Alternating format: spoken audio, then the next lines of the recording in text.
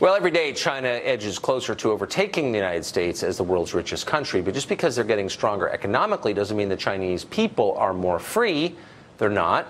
China is still imprisoning its Muslim population in the West. Ordinary Chinese still lose access to travel or education if the government says they have poor social credit.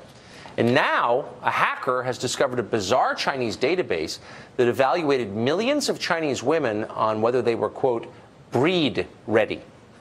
Gordon Chang is a columnist, author of The Coming Collapse of China. Can't come too soon. He joins us tonight. Gordon, thanks very much for coming on. What does breed ready mean, and why would the Chinese government be assessing that? Well, breed ready means that they are able to breed children. And the reason why is because China has declining demography. You know, if you start to look at some of the statistics, they're really frightening. So, for instance, last year, their birth rate fell about 12%, perhaps to the lowest rate in the history of the People's Republic, going back to 1949. And we're seeing that the workforce has already topped out. The population as a whole will top out soon. China's officials are just in a panic. So they're identifying women who are breed ready, but then what do they do with that information? Is there going to be a coercive breeding program in China?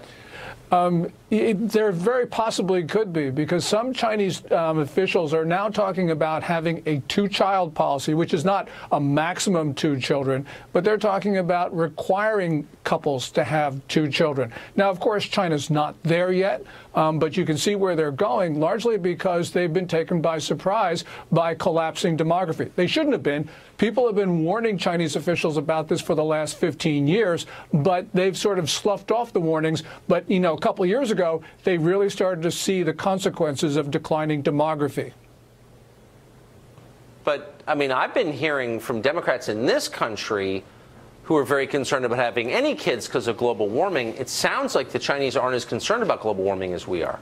No, and largely because every social problem, every economic problem they have, almost all of them are made worse by declining demography. And the Chinese leaders start to know this. And that's starting with their economy, because, you know, they grew during what was called the demographic dividend years. That was expanding workforce. Now, the workforce since 2011 has started to get smaller, and it's gotten smaller fast.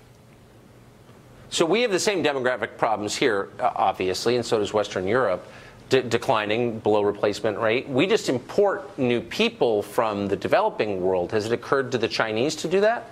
No, you know, the Chinese don't want to do that because they have a system, and then basically it's based on racial superiority, where they do view the rest of the world in inferior terms. And, you know, Tucker, on demography, within maybe 3 years, for the first time in at least 300 years, maybe all of recorded history, China is not going to be the world's most populous society.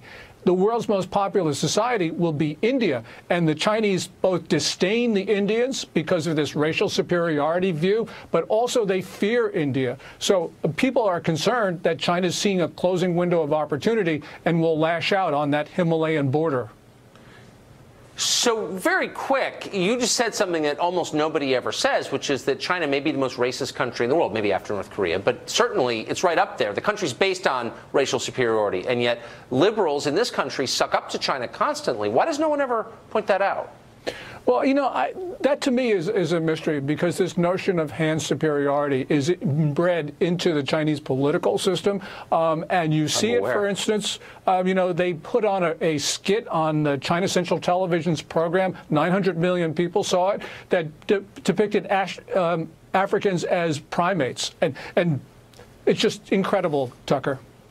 It's unbelievable. But Jerry Brown is happy to call them wonderful, so is Dianne Feinstein. Unbelievable. Gordon Chang, it's great to see you. I hope we'll see you again soon. Thanks. Thanks, Tucker.